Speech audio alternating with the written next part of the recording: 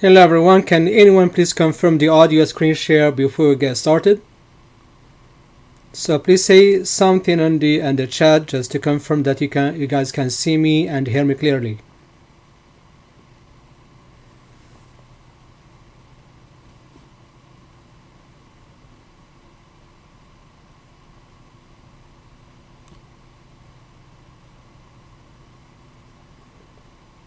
Can you guys hear me? Thank you. So let's get started.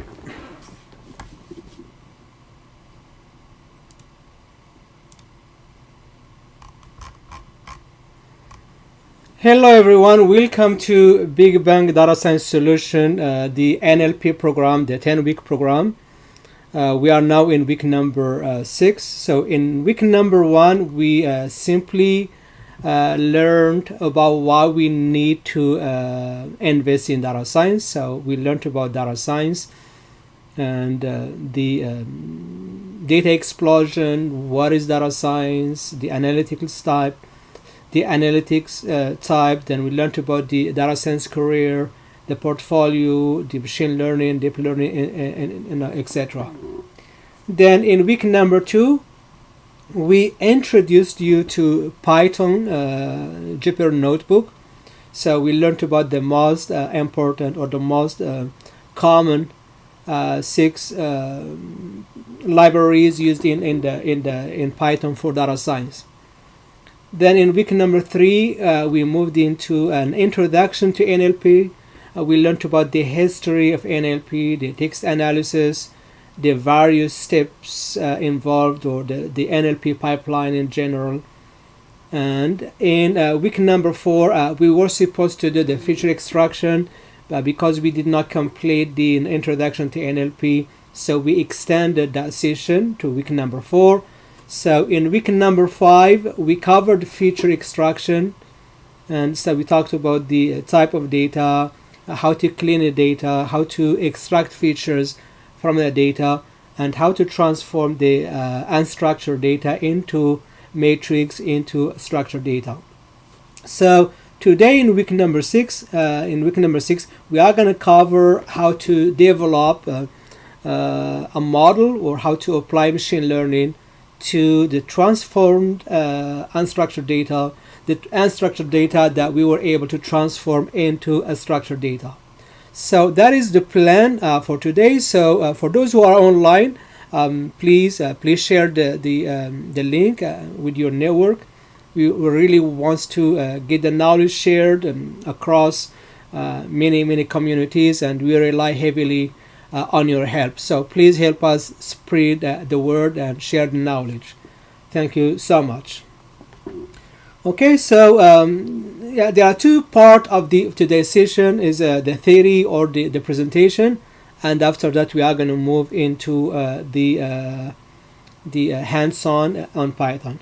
But before I do that, so please make sure that you are able to you have access to the canvas.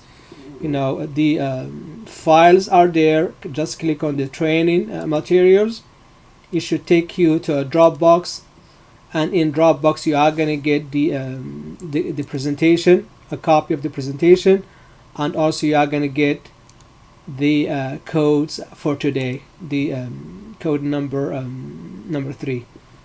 If you still don't have access to if you still don't have access to the canvas, just make sure that you should have received a long time ago an invite to join the canvas. If that is not the case, please reach out to me or reach out to the business. We will be more than happy to troubleshoot and figure out what was the issue. So without wasting your time, let's jump into the we are going to jump into the lecture. So this is what we covered so far. We talked about the NLP pipeline, how to pre-process the data. We learned about how to apply some tokenization, how to remove stop words, how to stem and limitize and normalize. and of course we learned how to transform the unstructured data to a tabular format, to a matrix, or to a structured data. So today we are going to learn how to we are going to repeat this process because we are going to have a new data set. So we need to prepare these data sets for machine learning algorithms or for modeling.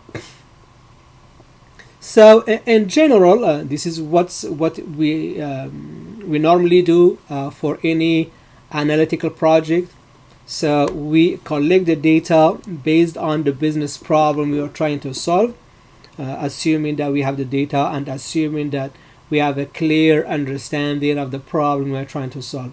So of course the data that we have normally it should be a raw data with which simply that means simply it could have everything that we're looking for.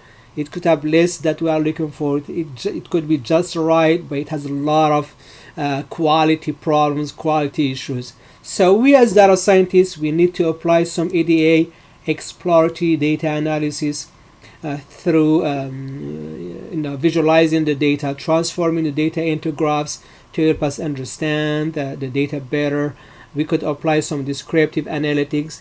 We could apply some statistical analysis, etc. So, and at the end of the day, we could have a clear technical view or overview of what do we have in the data. And based on that, that's what we are going to use to start cleaning. So we have now a good view of what we have in the data.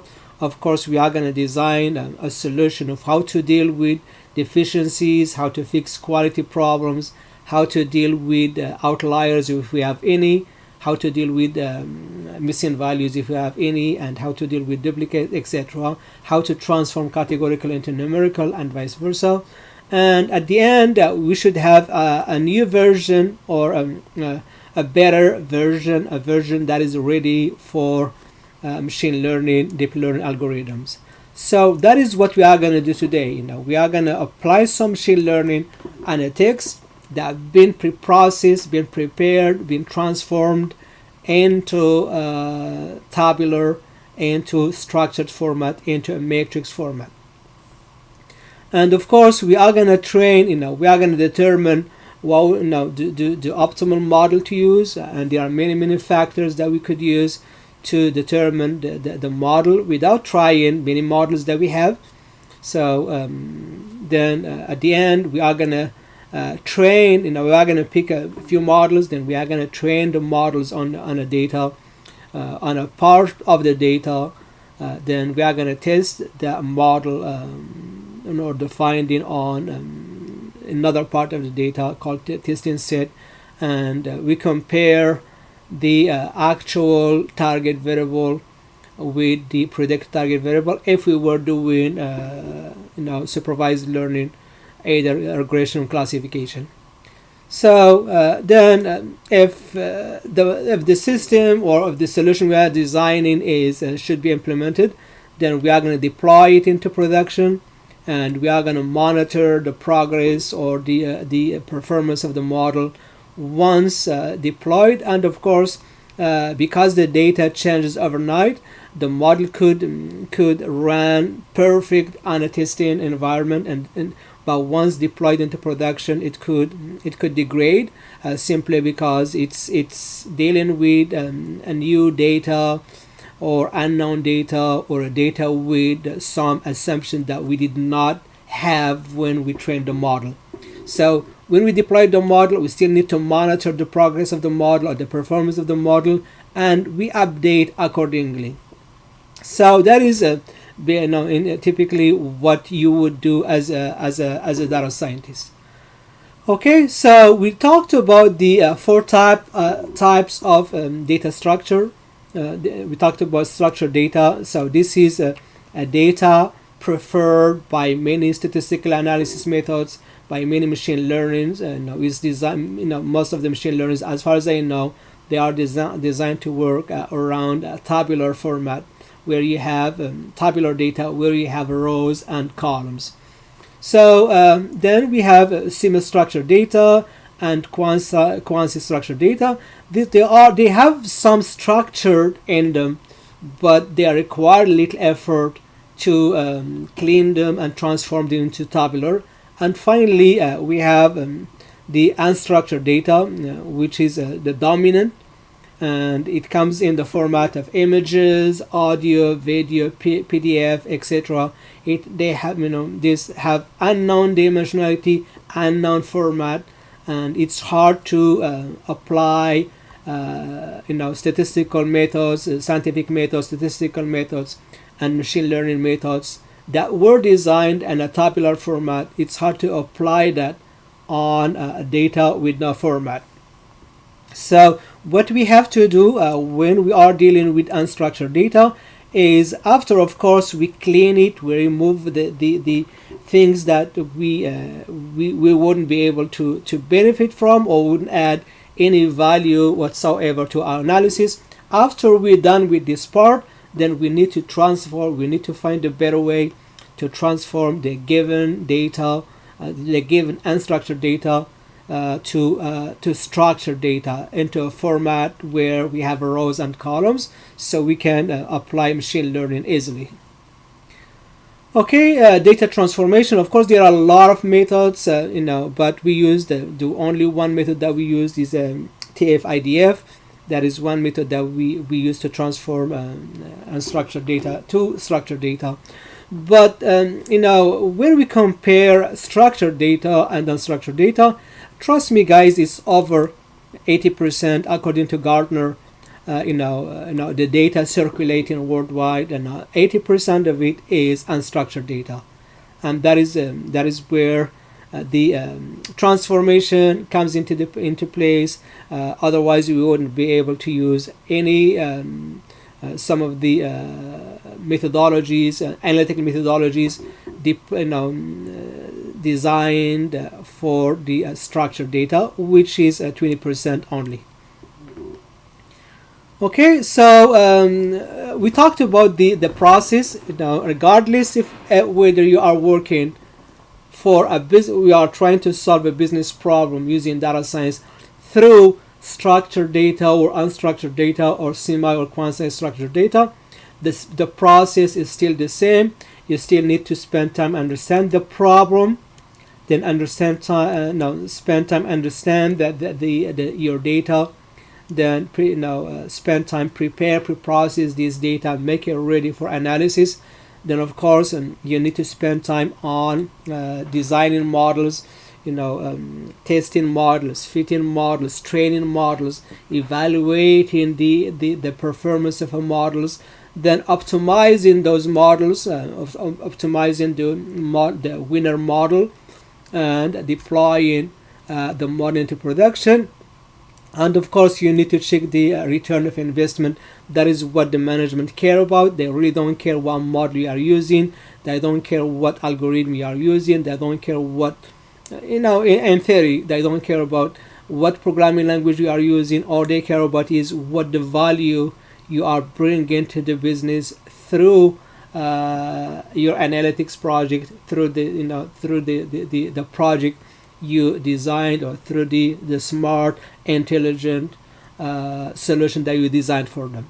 Return of investment. If your project is not bringing values to the business, it's unfortunately a waste of time, waste of energy, and waste of the company resources, and you may end up losing your job.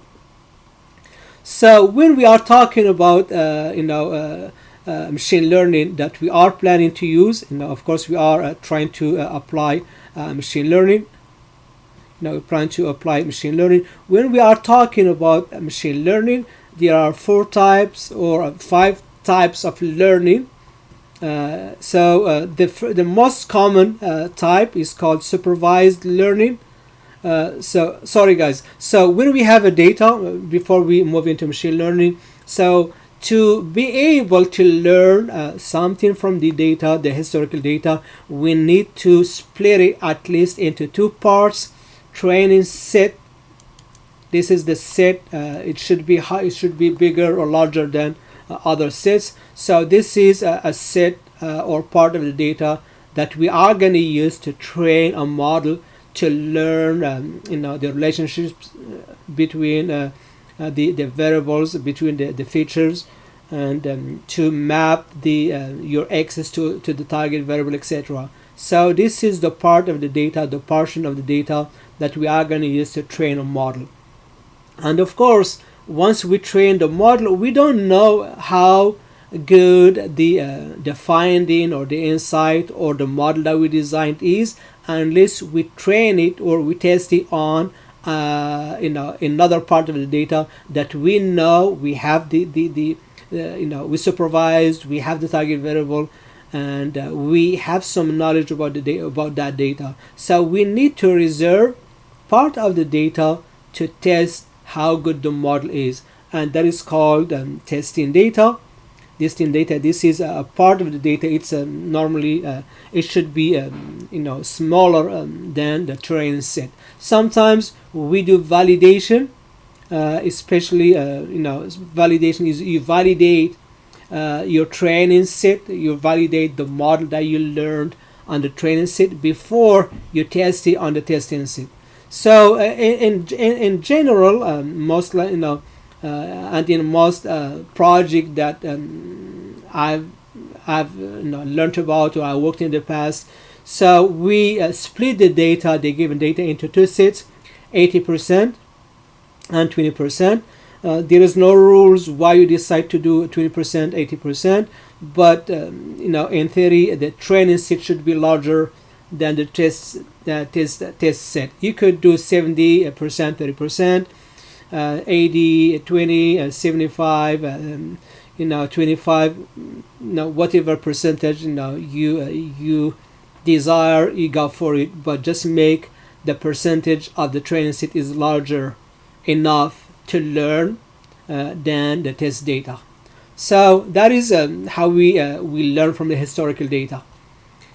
So now the question that probably would come to your mind as a practitioner or as someone who's trying to switch the gear into data science is, what is exactly machine learning? So I'm gonna drive your attention with a very simple example that most of us are familiar with. Is when you have a child, if you have a child, and as we all know, kids, children at this early age, and even after up to probably 10 years of 10 years or even beyond this age, they're all learning.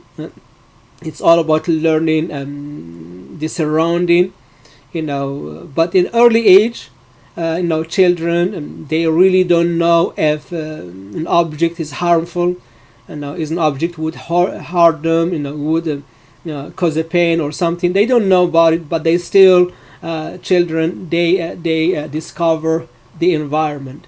So this child here, out of the curiosity, he saw a candle. He saw this candle where it's light. It's a beautiful candle, and of course, this child put his finger on the flame.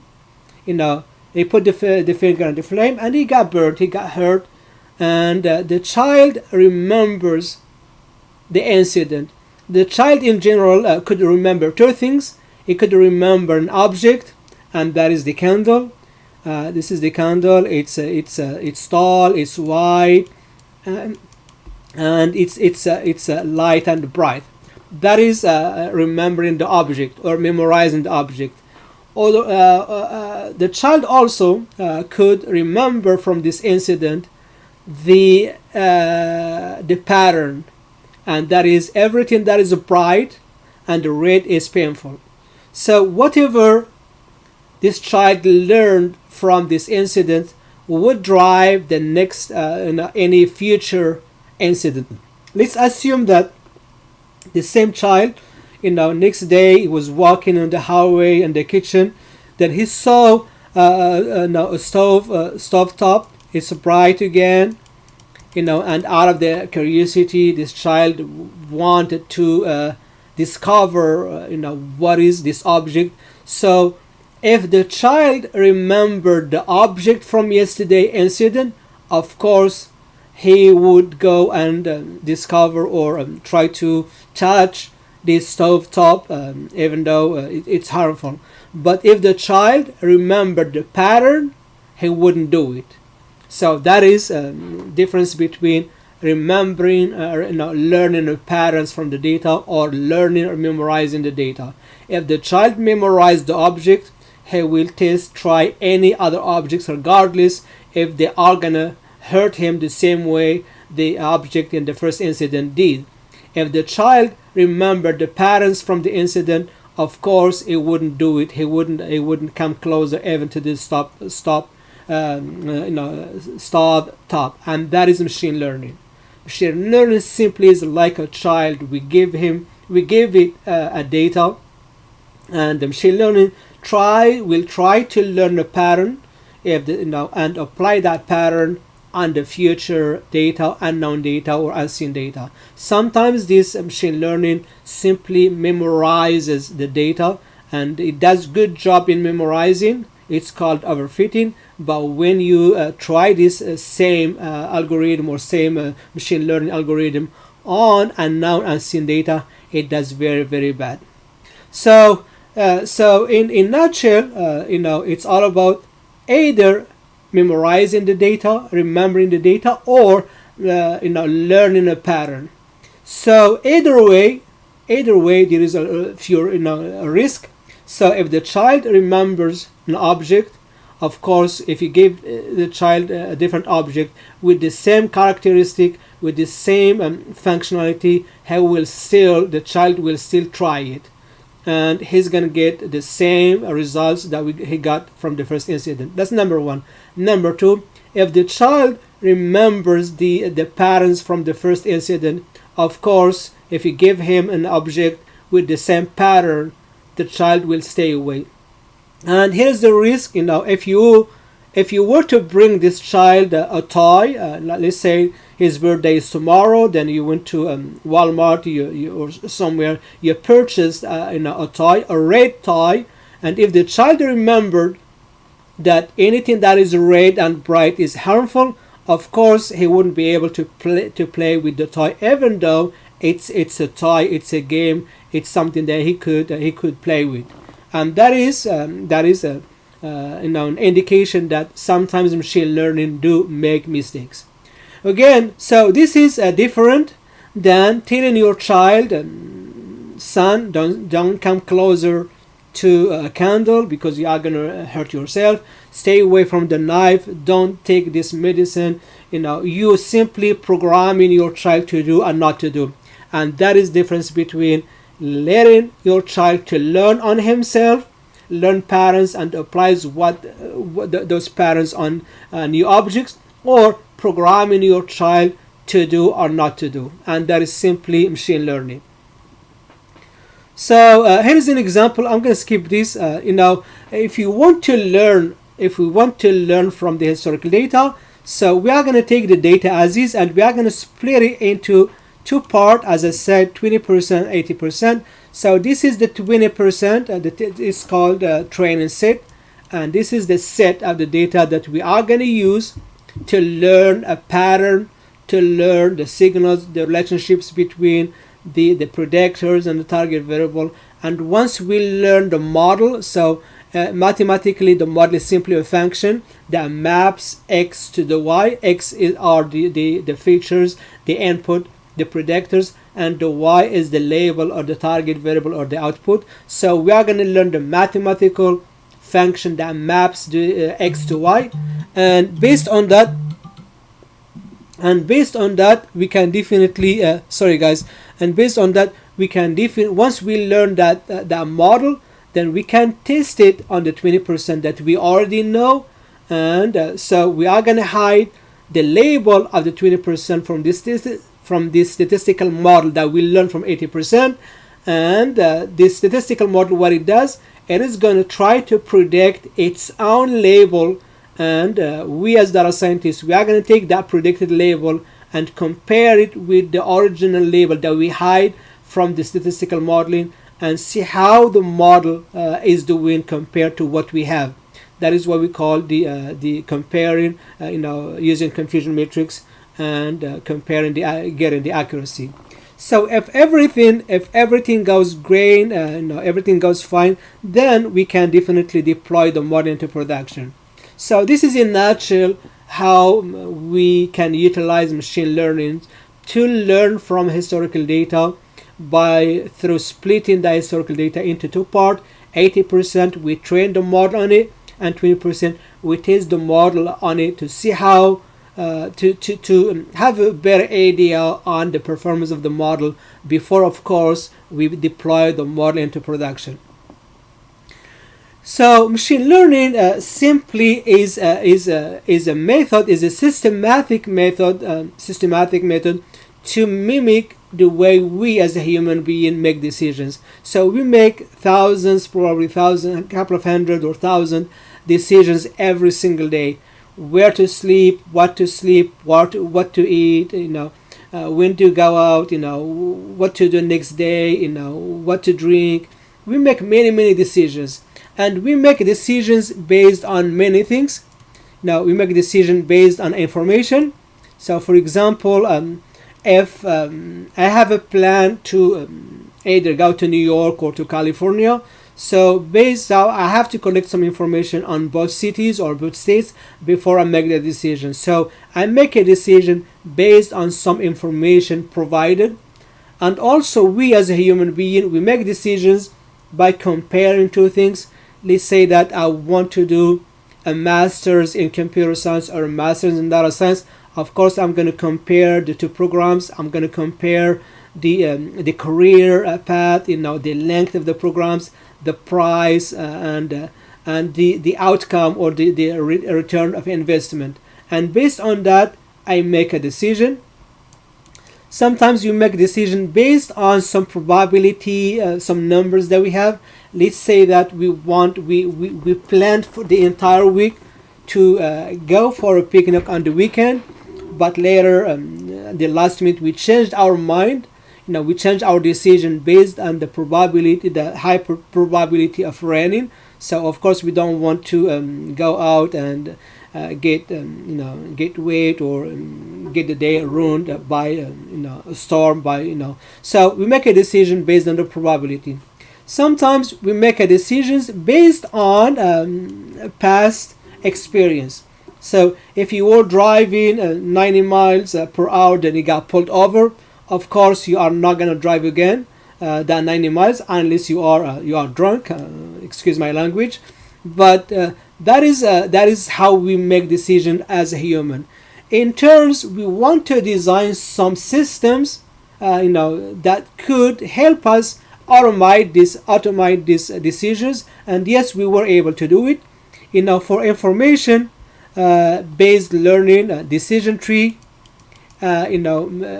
Make decision based on information based learning, similarity based learning. I'm talking about k-nearest neighbor, or we're talking about the clustering analysis, which tries to a model that tries to find similarities and dissimilarities based on calculating the distance between the elements. It could be Euclidean distance, Chebyshev distance. It could be, there are many distances that you could use. Manhattan distance, Mahalanobis distance, etc. Some machine learning models, they use probability, like logistic regression. It does use probability. Naive Bayes, it does use probability as well. And of course, there are other probabilistic models similar to them. And other models, they do trial and error and trial. So like linear regressions in multiple polynomial simple linear regression, keep trying until you get the coefficients that best work for you. So these are some of the methods non-methods that we as human make decisions. And of course, machine learning is simply mimicking these methods that we make decisions. As I said, some models, many models, they make decisions on the data based on something. Could be based on the information learned. It could be based on similarities and distance. It could be based on probability. It could be based on error, etc. And of course, there are. This is not an exhausted list of decision. How the machine learning makes decision. So again, when you have, there are tons of machine learning, out there in the market. They handle different problems, different type of problems. Depends on the problem you are trying to solve, and also depends on the type of the data that you have. So if you were, for example, to do, classification, if you have if you have multi-class classification, or trinary, binary, and nominal, then you got the solution for that. If you have, for example, you want to predict a value, a value of a house, a salary, you want to predict a number, then you could go with regression analysis. And under regression, there is a buffet of many models that you could use, and each and every model, they would aim to get the same result but using different learning method. Some models, they are using as I said, error-based learning. Some models, they are using probability-based learning. Some models, they are using similarity. Some models, they are using information-based, etc. So what do you want to do? Which algorithm, which models do you want to use?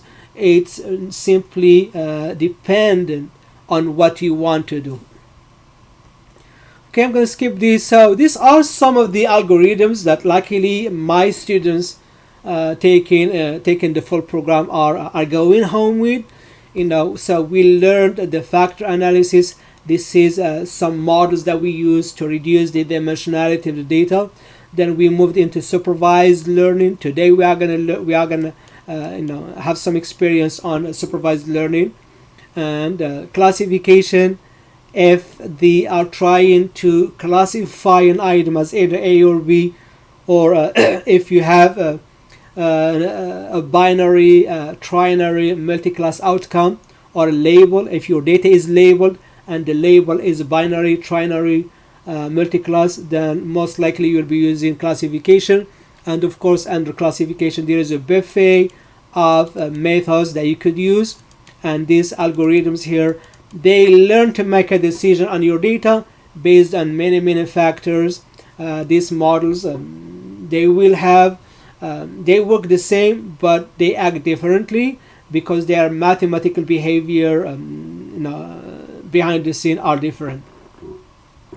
And if you have a target variable, or if your data is labeled and the label is a continuous, is a value, then definitely we are going to use different approach.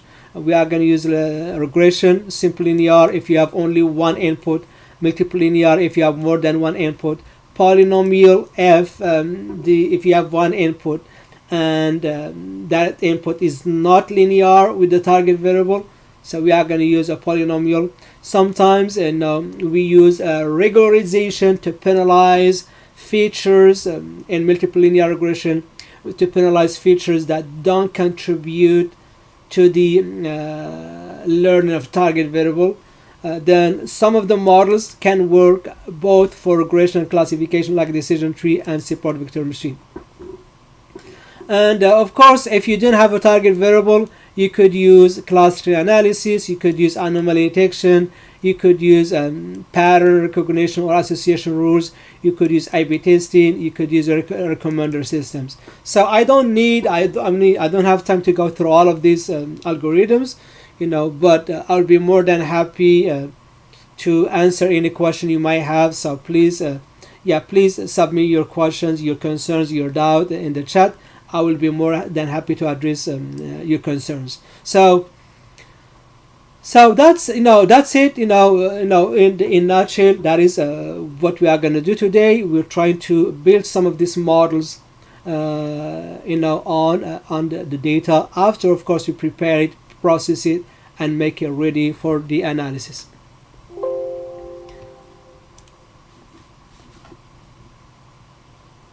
Okay, no question. Any guys, you have any question, any concern? Yeah, I'll give you 1 minute to see if you have any questions. So please go ahead and post just submit your questions in the chat. I will be more than happy to address them.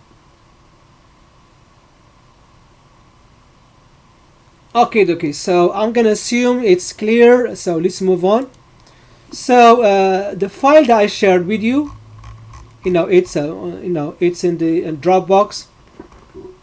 Yeah, so we are gonna, the first thing we gotta do is, of course, we are gonna import the libraries we are gonna need, and I think we are gonna zoom out a little bit. There we go. So should be clear now.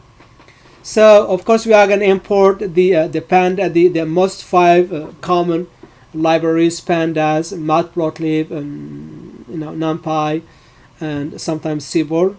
And we are going to import some of the methods and libraries related to text analysis, like string, regular expression, string, word tokenization, word net limitizer, and of course we are going to import a method to transform the structured data into unstructured data, and the one that we are going to use is TF-IDF vectorizer. So we are going to import data. Data is available on the, if you look into wiki number 6, there are 2 folders. One is presentation, which we just went through, and the other one is the codes. And if you look into the codes, in the codes you are going to get the data. Yeah, we got few files in new political data set and online retail, and we got some JSON files. So the one we are going to use is the review, pasture, lawn, and garden, or musical instruments. So we could use whatever format, whatever structured data. I know Python support many types of data, many structured data. So that is what we are going to do. Is number 1, we are going to import this review for musical instrument, and we are going to import it first. And we are going to look into we first import the libraries, then we are going to create a variable, it's called review data, and we are going to pass to it a read function, read JSON, because this is JSON format, and this is data. So we have 10,261 10,261 rows, and we got 9 columns, or 9 features. Let's take a look. So we got review ID, ICN, this is a valid number, a reviewer name, helpful, reviewer text, overall summary, unique review time. So there's a lot of information we really don't need or don't want. So what we could do, simply we are going to determine which features to which features to use. So just looking into this data, I think there are a few features that we don't need, like a review ID is simply an ID, ICN is an ID, so we wouldn't add any value. So I don't think we are going to need a reviewer name, helpful. We don't need a summary. We could, and Unix review time. So what we are going to keep is the review text and the score. 2 things, review text and the score, the overall. So, and of course this is a text. This a text. Many texts are there, and this text they are not ready. They are not prepared. They have a lot of spaces in there. A lot of probably stop words. A lot of garbage, and so of course we wouldn't be able to use them unless we pre-process them. So that is what we are going to do. We are going to simply pick the review text for column and the overall. This is the only 2 features that we are going to need to build the model. So that is what we are going to do, review text and the overall. Let's take a look into the head. And this is what we have. No much to write about here, but it does blah blah blah, and it has the overall 5, then 5 5 5. Okay, so we have a text. Now we have a data. So we determined what to use for the analysis, as you see here, and we have a lot of text in there, just text. And as I said, this text here are not ready yet. So what we could do is we are going to use the skills that we developed from previous sessions. So we are going to remove the outline. We are going to transform lowercase, uppercase to lowercase to avoid any duplicates. We are going to remove the white space, punctuation probably. We are going to remove the stop words.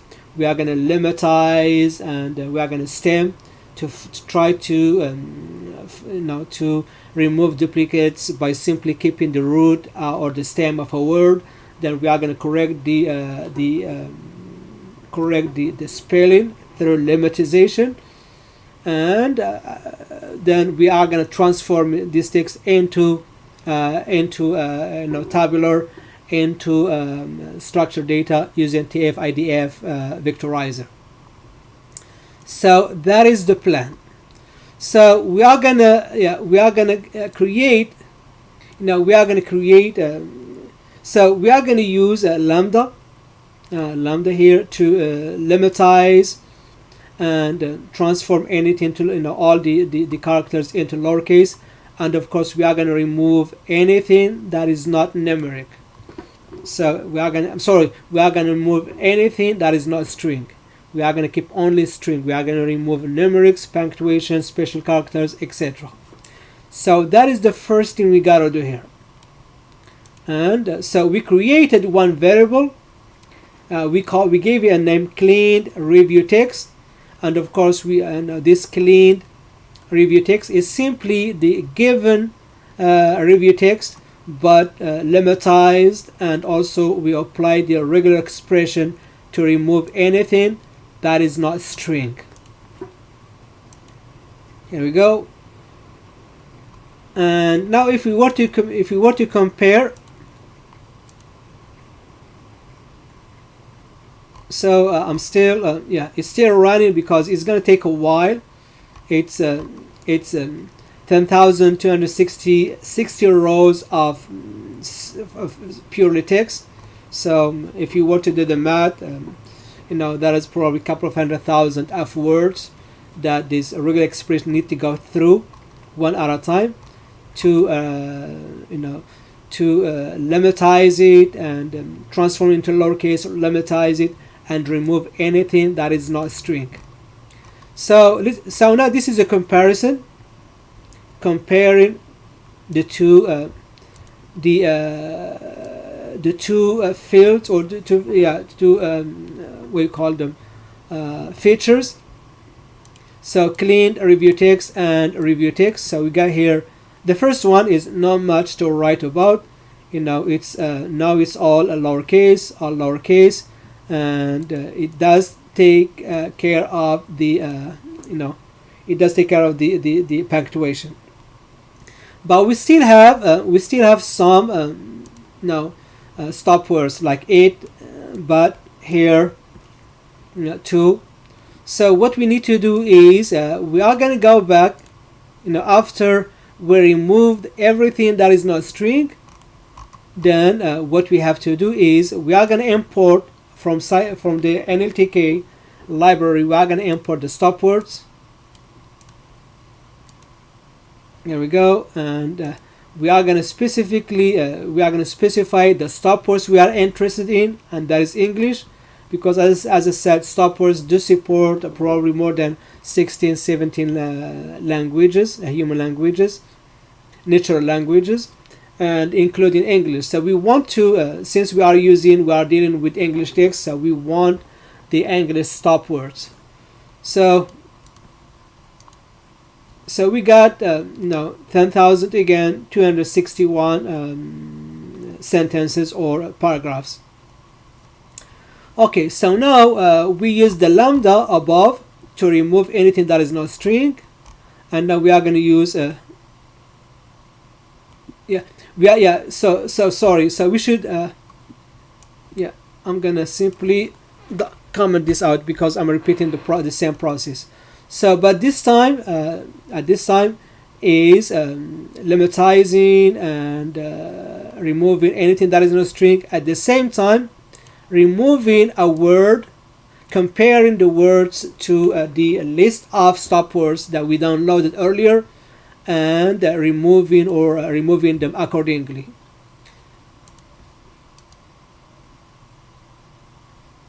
So now what it does is simply goes through every corpus of this document and navigate through all the sentence, compare the words after lemmatized and lowercase, compare them and remove the now keep only the string, compare them with the words that we have in the stop words, and remove words accordingly.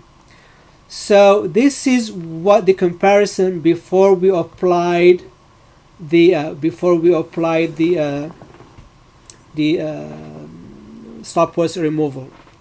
So now if I ran this again, because now we applied the stop words, then all of these stop words will be removed, and I already have. So this is a copy, or this is a screenshot of the comparison of the two texts, the clean view text and the review text, without removing the stop words from the clean text. And now if I run this one more time, it is going to variety because we added the stop words removal function. So here we go. Actually did not do it. Yeah, let me try this again. I did not. Yeah, let me repeat the process. For reason it's not. Read the data. For reason it's not working. Okay, so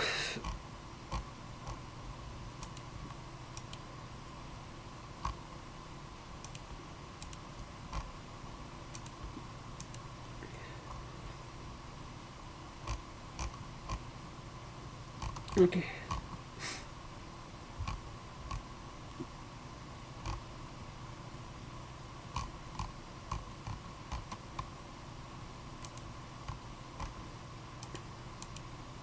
Sorry guys, I'm just rerunning my codes. Clean words. I think I'm doing something here. Yes.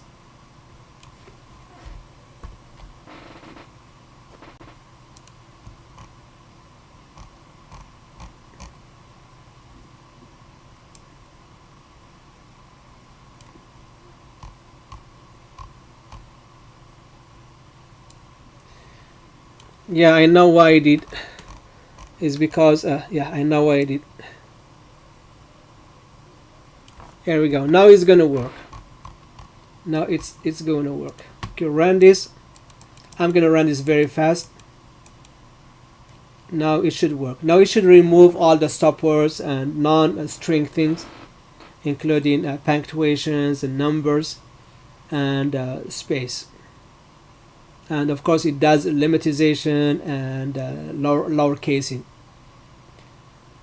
Okay.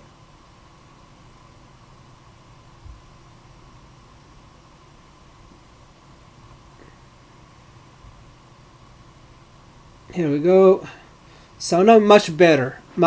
So comparing our text before, by seeing when we kept the stop words with the text without stop words, you see here, not is gone, right to is gone, about is gone, here, but it does, it's all gone. So now we have a clean text that we can use for the machine learning. So for the machine learning, we are going to use the clean text and of course the overall. But as you see here, the overall is not. The overall is not probably. It has values that is not binary. So what we could do, if we were to transform this data into supervised learning classification, we are gonna yeah, we are gonna simply use a threshold that if it's a value greater than less than 4, it's going to be a 0, otherwise it's going to be a 1. We could do that. We could transform this data into a supervised learning classification, and with the target variable that is binary, by simply setting a threshold that looks into the setting a threshold that greater than 4 or less than 4. Any overall that is less than 4 would be considered as a 0, will be given a 0, otherwise it will be given a 1. So with the same text, we are going to use a regression, and we are going to use a supervised learning classification by transforming the label into 0 or 1, and later down the road we are going to keep the label as is, and we are going to use regression analysis. Okay, so now we have a text. So what we got to do here is we need to transform this text into tabular format, into matrix. Of course, as I said, there are many methods to do that, but the one that we are going to use is TF-IDF vectorizer. So we are going to import TF-IDF. Yeah, so we are going to import TF-IDF. Then we are going to fit the TF-IDF into the clean view data, into this data here, and we are going to sort in the descending order, and of course we are going to display the five rows or five rows or 5 instances of this data. So that is what we are going to do. Here we go. So now we started with text, and now we got everything normal and numerized. So we get all values. So we got the So what this TF-IDF does, it calculates the probability of importance. It calculates the importance of a word in a document, in a corpus, and a document. So for example, supposed is a word. What is the importance of this word supposed in this document, in this corpus, and across the entire 10,061 corpus? That is TF-IDF. And for example, let's say the work, it's 0 in the word work has a 0.12 importance for the first document or the first sentence or the first corpus. The 0.09 on the second corpus, this one, and it has 0, 0, 0 in the remaining. Simply means we don't have the word work in these two sentences. So, and the same applies for all the words that are unique. So if we were to look into the shape of this, we want to see how many features that we have. So we got 500, but we limit this to 500. If you were to do 5,000, of course you are going to do max. Here we go, it's 5,000, but we don't 5,000 is too many features, and we don't want to we want to exclude features or words with that have very small probability. So we are going to keep it 500, but this is something that we might need to revisit or might need to change once we determine the accuracy, once we learned about the performance of the model. So now we have a tabular data, as you see. So we have rows and columns. We have columns, and we have rows. And of course we have the target variable. So we could use this and this target variable. We could transform it into a binary by applying a threshold that anything greater than 4 give it a 0. I'm sorry, anything less than 4 give it a 0, anything above 4 or above 5 give it a 1. We could do that and completely deal with this type of data as from the classification perspective, or we could leave the target variable as is and apply a regression analysis. But we are going to do both of them. We want to see which one yields a better performance or a better result. Okay, so we got 500. Yeah, let me run this again. So now we got 10,000, 261 rows or instances, and we got 500 features. And now we are going to add, we are going to create for this data here, TF, IDF, we are going to create a target variable that is if we are going to apply the lambda if simply it's a threshold.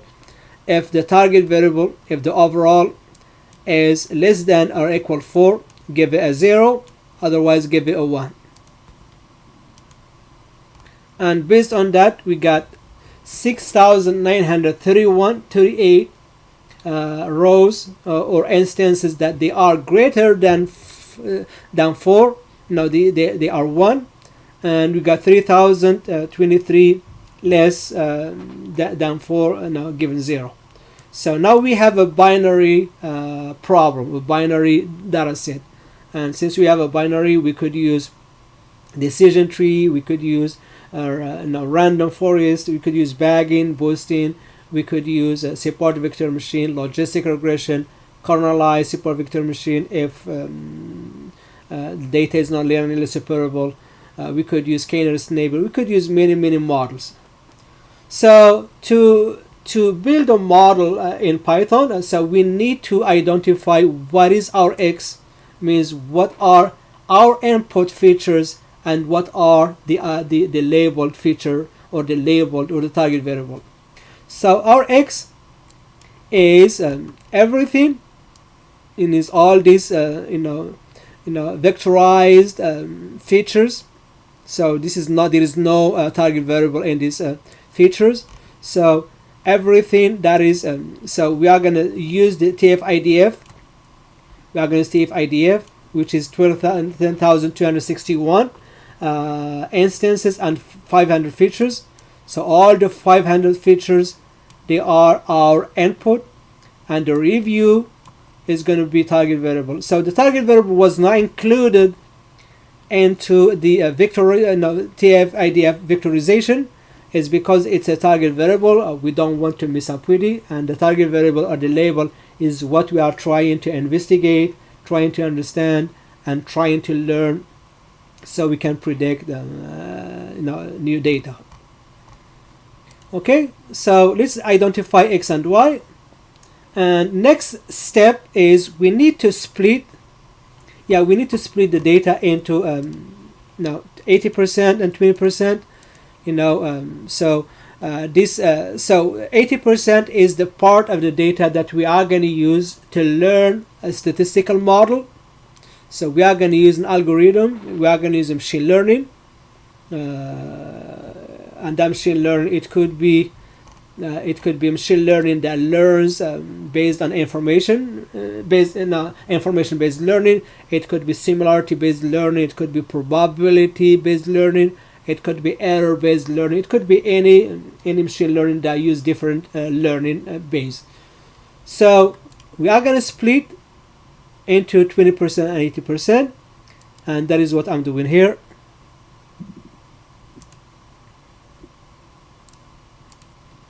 So we are going to split into 80% and 20%. So we are splitting X and Y. So if we were to look into X, so if we do X and shape, we should get 500. And if we do Y shape, we should get 1. We should get lowercase. we should get 10,021.61. So we have our data. We are going to split randomly into 80%, 20%. After we split, now it's time to use machine learning. So what are we trying to do?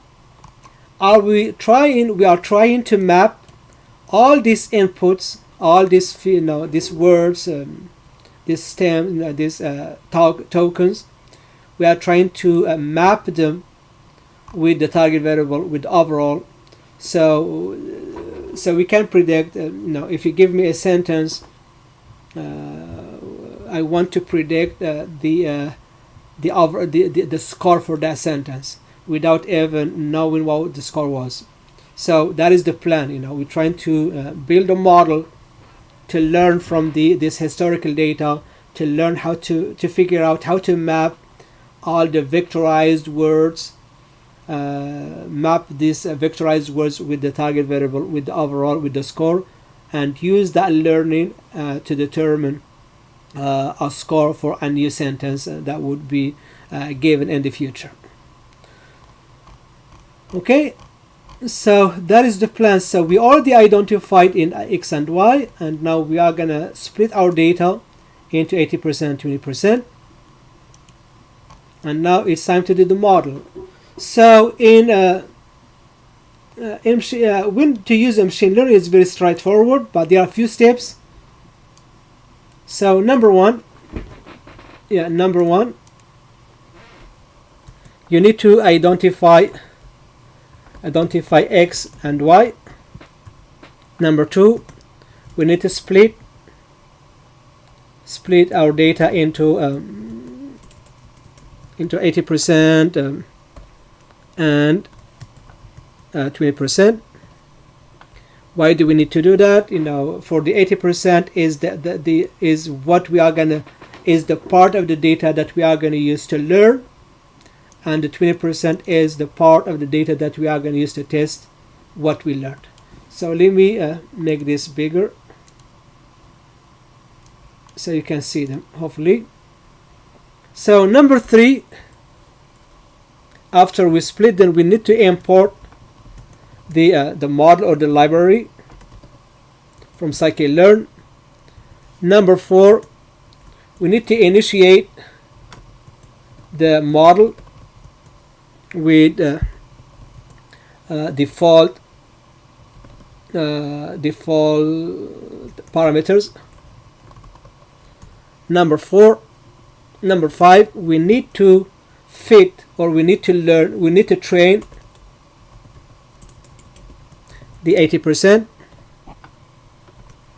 using fit method or fit function. The number six, we are gonna test what we test this model that we learned on the number five. We test the model on the 20% using a predict method or function. And number seven, we are going to compare the actual label with the predicted label. And number eight, we are going to compute the accuracy. Number eight, we are going to calculate the accuracy. And this is the same thing we are going to do to all models, regardless of the learning type, regardless of the learning method, regardless of learning base of the model. So the same thing applies for decision tree, for random forest, for bagging, boosting models, for support vector machine, logistic regression, k-nearest neighbor, etc. The same process. Identify X and Y, split your data if needed, import the library for the model, initiate the engine, train the model on the initiated model in 80% using the fit function, test the model on 20% using the predict function, compare the actual label, actual target variable to sorry guys, to the predicted target variable or predicted label, calculate the accuracy. And number 9, of course, you need to number 9, which comes later after the number 9, we are going to optimize and find since we built a model using defaulted parameters, there's always rooms for improvement. So this is the plan, and let me copy this. So this is the plan. I'm going to copy them here so we can just follow.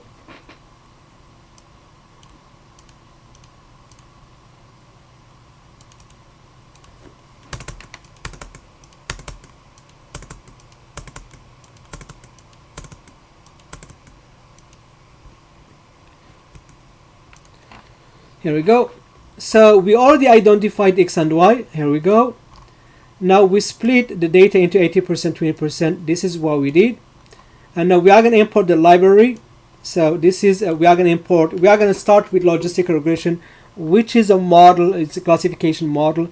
I really don't have time to explain the concept or how this logistic regression works. This is going to be probably another topic, but simply we are going to implement this algorithm as as is in a black box without explaining how it works. So we are going to import the model. Here we go. We are going to initiate the model with nothing in there. It's default.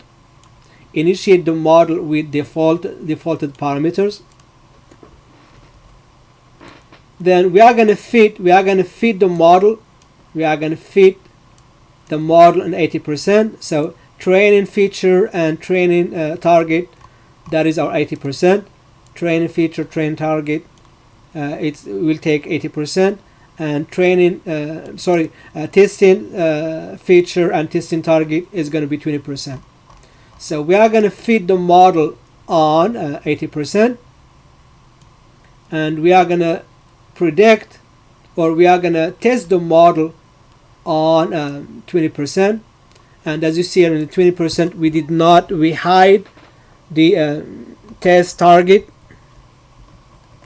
So we did not use, for 80%, we used the X and the Y, and for the prediction we use only the X, because that's why we want. We hide the Y from the model, because we want the model to create its own Y, and that is called Y hat, and we are going to compare it with our Y, with our target variable.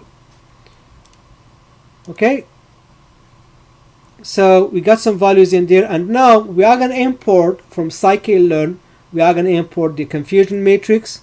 A confusion matrix is simply a cross table that we are going to use to compare the test to compare the test target, which is the target variable of the 20%, compare that with the label, with the predicted target variable, and we want to see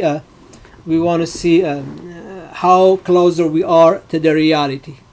So this is what we are doing here. Confusion matrix is the method that we imported from scikit-learn, and we are going to compare. We are going to pass to it two parameters: the actual target variable test target, and the predicted target variable, that is logistic regression or predicted target variable, the predicted target variable of regression and a regression model. So run it, and this is the confusion matrix. Let's explain the confusion matrix, and I think we are going to stop here. So this is confusion matrix. We are comparing the actual target variable versus the predicted target variable. So we in this in the actual target variable we have 0 and 1, and of course in the predicted target variable we are going to have zeros and ones as well.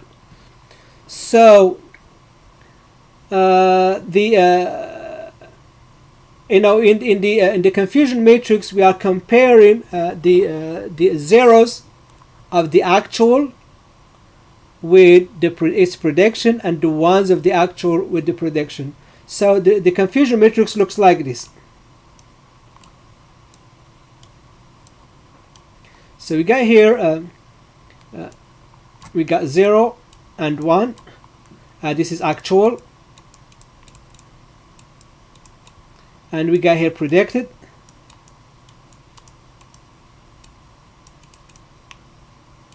And we got zeros and ones. So we got 228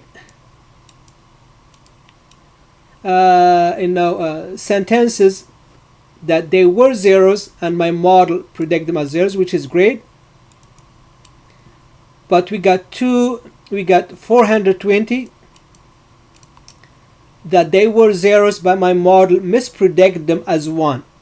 So this is the model made 420 errors in the zeros, and it made 147 error and the ones, and he correctly predicted 1,258 features or sentences, that is ones, correctly. So the model actually made 420 and 147 errors out of the entire 20% of the 10,261. Now we are going to compute the accuracy simply by applying the accuracy score, and 72%. So my model, the model that we built on this text, the model that we built on this text can predict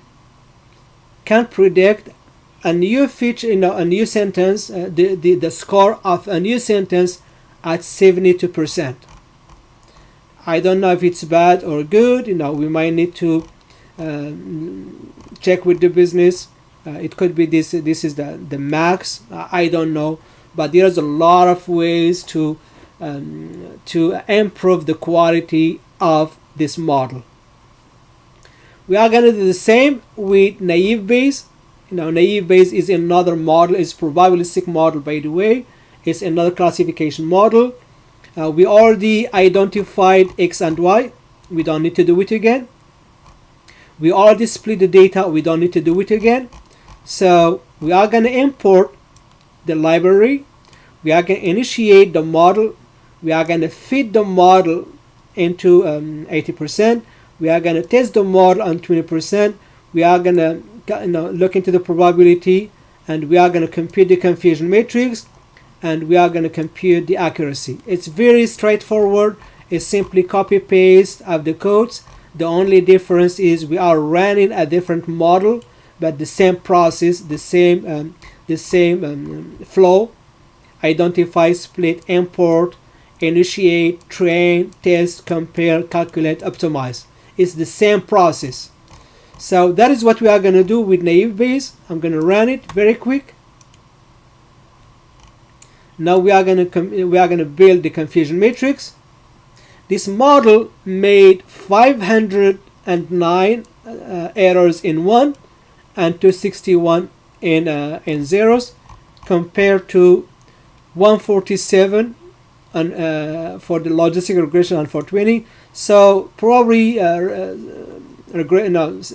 logistic regression is doing better. Let's compute the accuracy.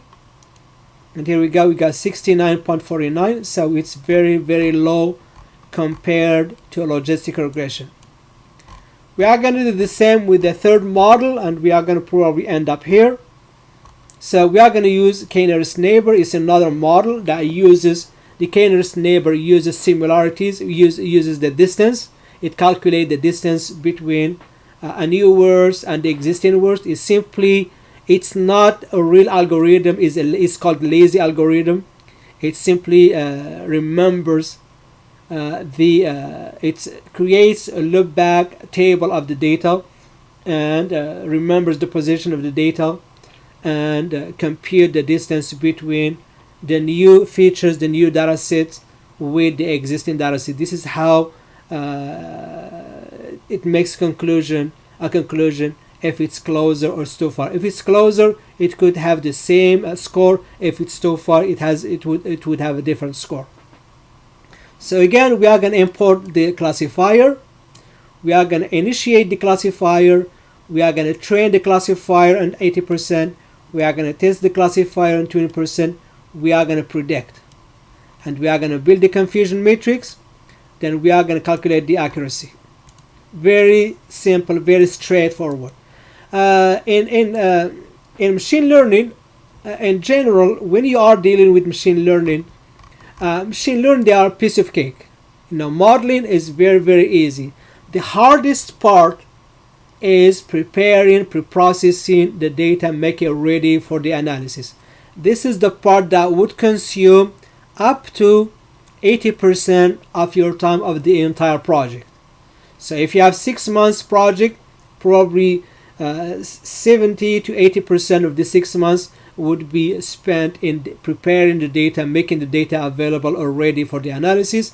Modeling is very simple. It's 5-6 lines. You could build a model out of nowhere.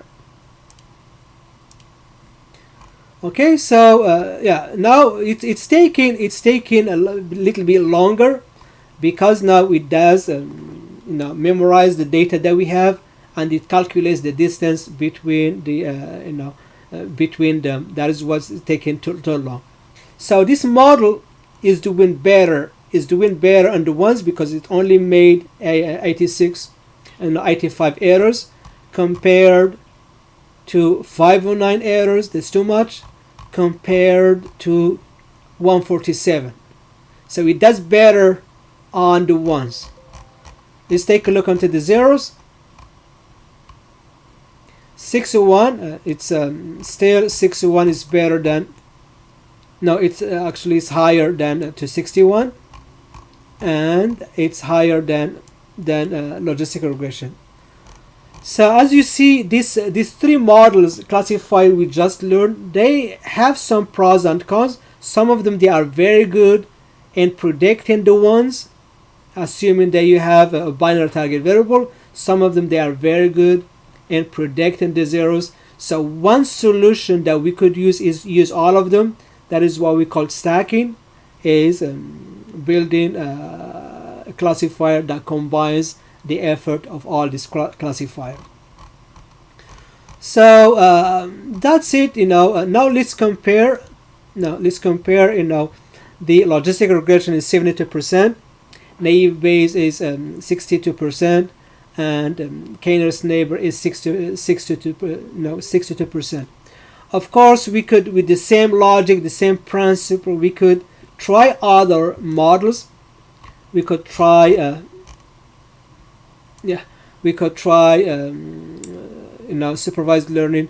We could try clustering, and we could try not this one. So we could try. Sorry, guys. I'm looking for.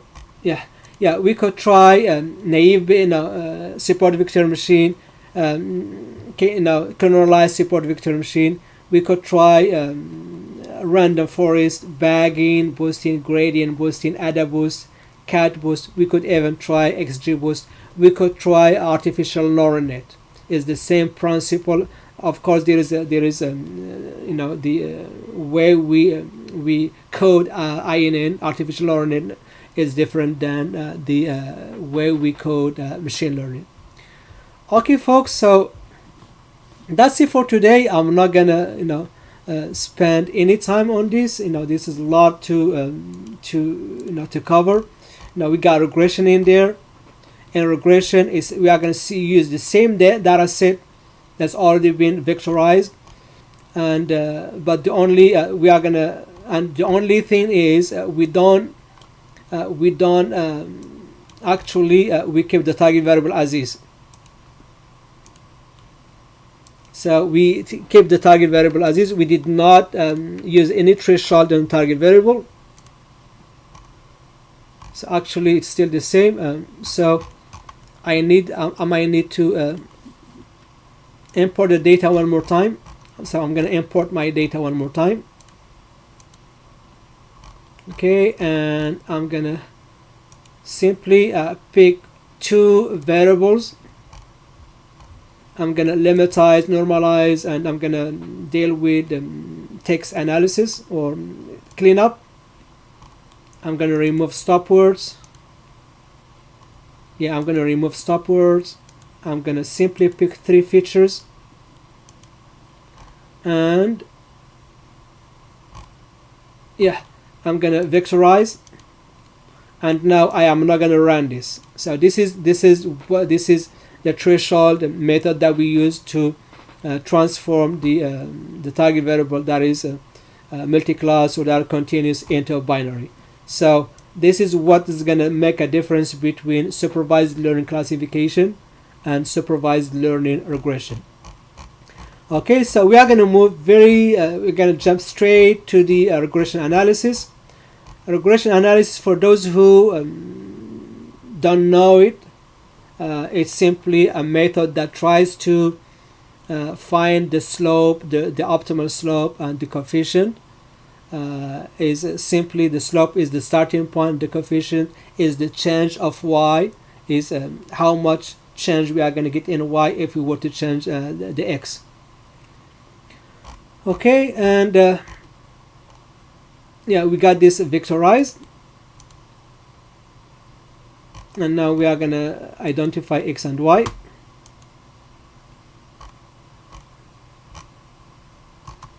The target.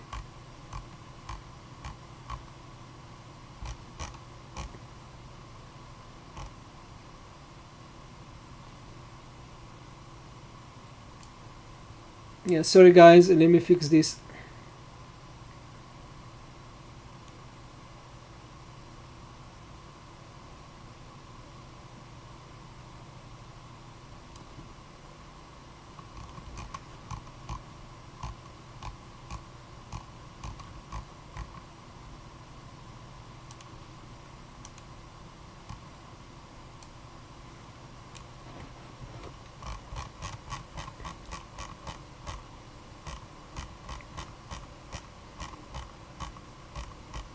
Yeah, I know I'm doing something wrong, but I'll figure it out.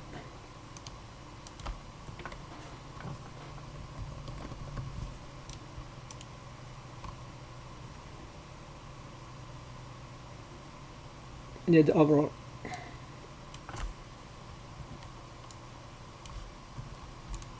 There we go. Now let's take a look into the y. Here we go. So we got the y.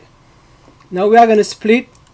We are going to split our data into 80%, 20%. The same thing regardless if you are doing regression or classification. When you are doing supervised learning, where you are building a supervised learning solution, you better split your data. Or there are other methods.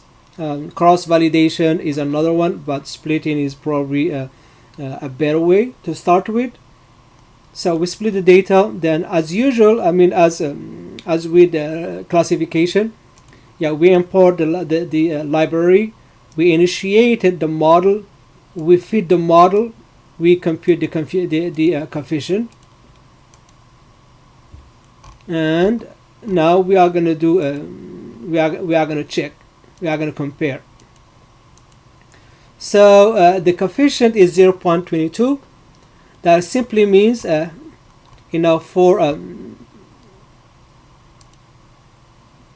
for classification, we were trying to predict the target variable, which is the overall, and this overall is either 0 or 1. So the prediction is going to be in the format of finding the optimal x of function of x.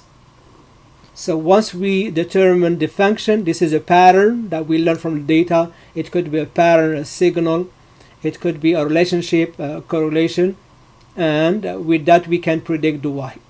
And we were able to predict the y at 72% using logistic regression. This is classification.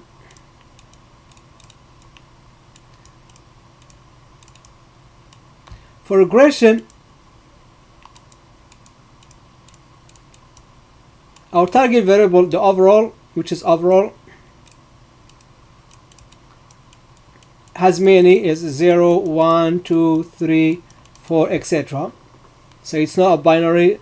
This could be multi-class, it could be continuous. And if you to predict the y, is going to be the slope beta 0 plus a beta 1, or the coefficient of 1, times x1 plus beta 2 times x2 plus beta n times xn plus an epsilon or error, or an error or epsilon, or simply a tolerance. But since we are using only one feature, so the y is going to be a beta 0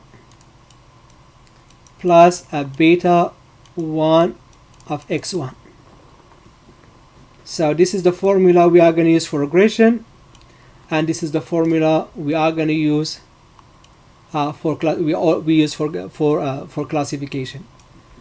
So when we run this, we already determined the beta 0, and that is y equal 4.2270. That is the y, plus now what is beta 1? Beta 1 is these are the beta 1. The beta 1, these are the coefficient. So we got many beta 1s. And now we are going to compare. We are going to compare comparing the actual with the predicted. So it's doing very bad. For example, the record 4,394. It actually has a 0 as the overall, but my model predicted as 4.91. The record 435, it has a 0, but my model predicted it as 5%, was 4.99. So there is a lot of misprediction, but of course this is simply for the training purpose, and there are many methods that we can utilize, we could use to fix or to improve the quality of this model. Okay, folks. So then we have clustering analysis. Is we are going to pretend that we don't have the overall, the target variable. We want to see if we can group, or we can segment this text that we have based on some hidden mathematical similarities, or the similarities between the words, or between the features. But I'm not going to go that direction. I'm going to stop here, and that's it for today. I'll see you guys next week. Until then, you guys have a great evening, and bye everybody. Assalamu alaikum wa rahmatullah.